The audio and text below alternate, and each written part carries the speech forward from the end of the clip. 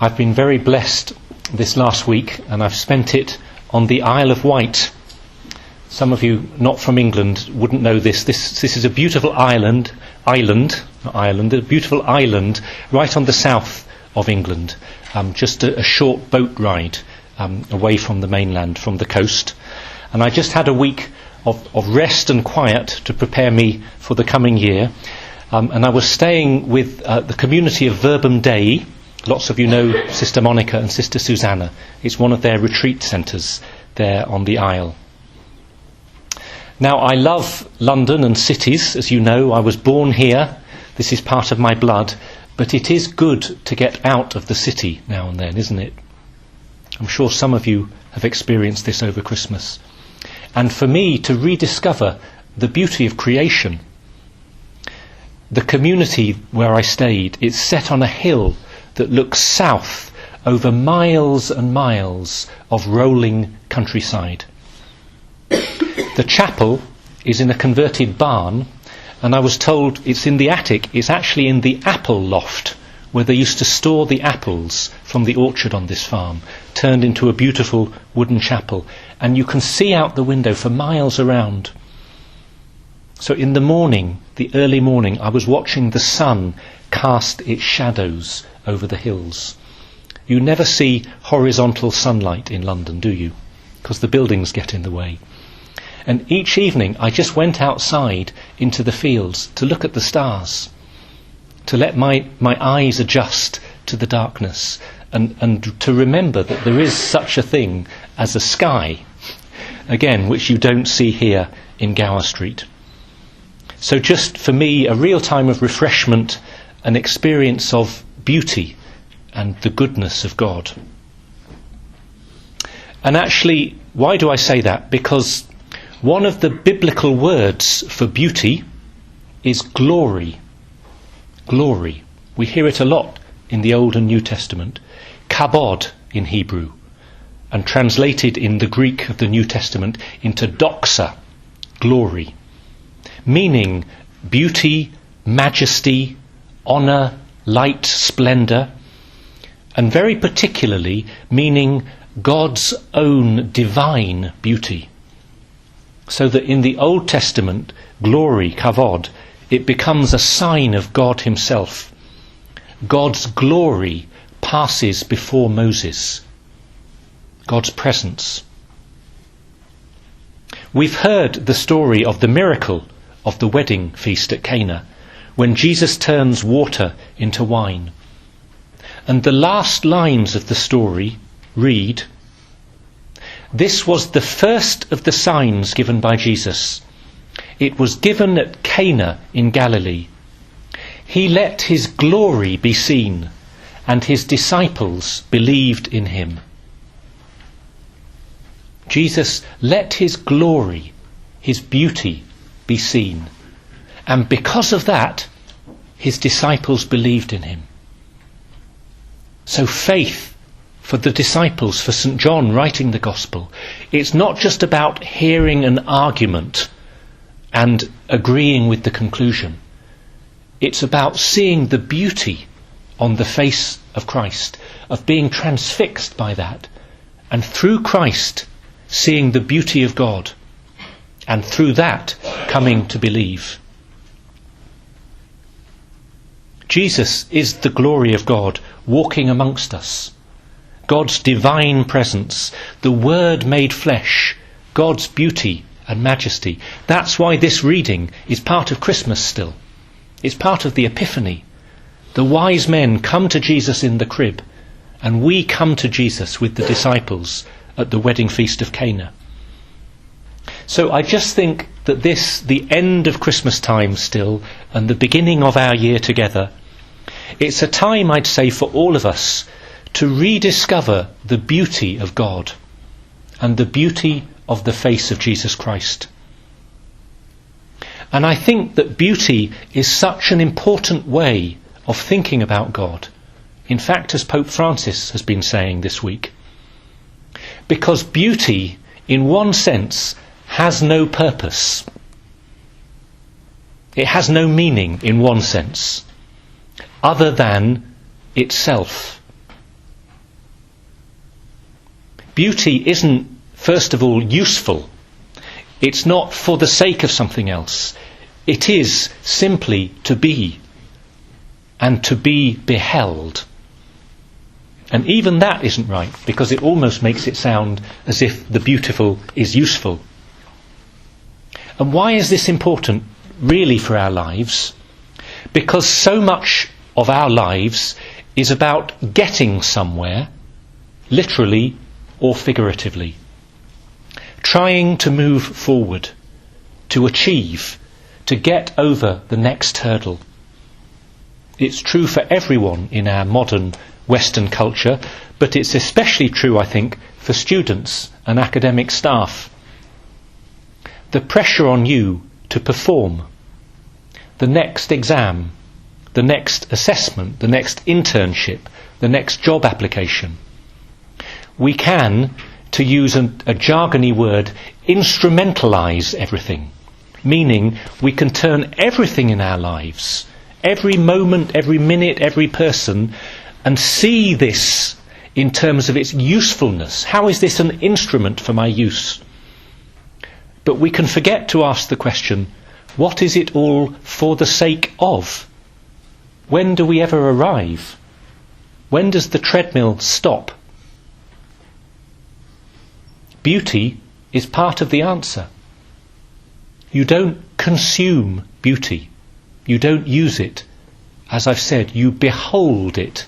That beautiful English phrase, to behold. And in fact, to behold beauty is to stop the pattern of using and becoming and just to be. We're at a wedding in Cana, just to be there, just to celebrate with the couple. We're drinking the wine of redemption. We're sharing in the joy of this newlywed couple, the joy of Mary, the mother of Jesus, the joy of the village. You don't drink wine in order to achieve anything. Or if you are, something's wrong with you. Yeah? You don't drink wine in order to get healthy. You don't drink wine in order to get drunk. You drink wine to share in the joy of drinking the wine. It's an end in itself. It's beautiful. It's meant to be. And this is why, in the Bible, the notion of beauty connects with the theological idea of rest. Rest. That on the seventh day of creation, God rested. And we're invited throughout the Old Testament and the New to share in the rest of God. And it connects as well with the idea of worship and adoration, which we need as a fundamental part of being human. Because to worship and adore God is not another thing that we do. Do you see, even religion can become a treadmill, yes? As if I have to do my studies, do my shopping, do my teaching, and then do my worshipping. This is absolutely false. Because to worship and adore God is to stop all of our doing. And it's to realise that God is the beginning and the end of everything that we're doing. That everything is in his hands. And that to worship is to entrust all of this to him and to hand it over and to stop and to be before him and to be with him. Knowing this affects the way we treat others too. So in one sense, it's useful. Because often, even with good intentions, we're trying to use people, aren't we? We meet someone, we think, how useful are you to me? Even if we wouldn't dare to put it into those words. Very subtle ways. But if, instead of thinking, what can you give to me?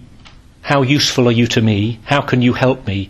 If instead we're trying to see the beauty in their hearts, in their lives, to see them as children of God, then everything changes.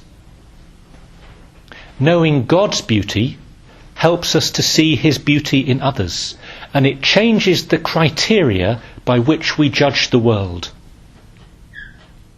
It's not, what can this person do for me? It's who is this person in the eyes of God?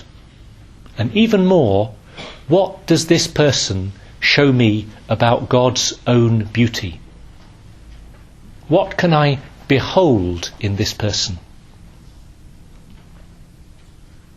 So this year, this semester, this week, let's rediscover the beauty of God in our hearts, in our prayer, in our worship at Mass especially, but in all the different ways that we encounter the Lord, in others, in the Scriptures, all the time. And just to encourage you, I'm kind of slipping into notices now, but I hope you'll see the connection, to use some of the opportunities that we have as a chaplaincy and in our cathsocs as a way of deepening our faith in this particular respect. I'm often saying here we need to learn more about our faith and grow in our faith. And you see the danger of this. I'm kind of getting into the university trap, that this is about learning and growing and changing. Well, I'm putting it slightly differently now. As I've said, for us to seize the opportunities of growing closer to God, of deepening our faith, of coming to see his face, of knowing his beauty.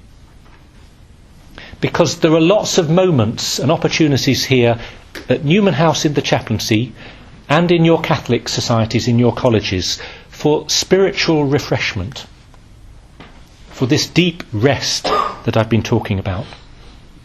The weekly timetable here, which I won't go through, but just for you to check in with it and see what in my week, where can I make a little bit of space for seeing this beauty?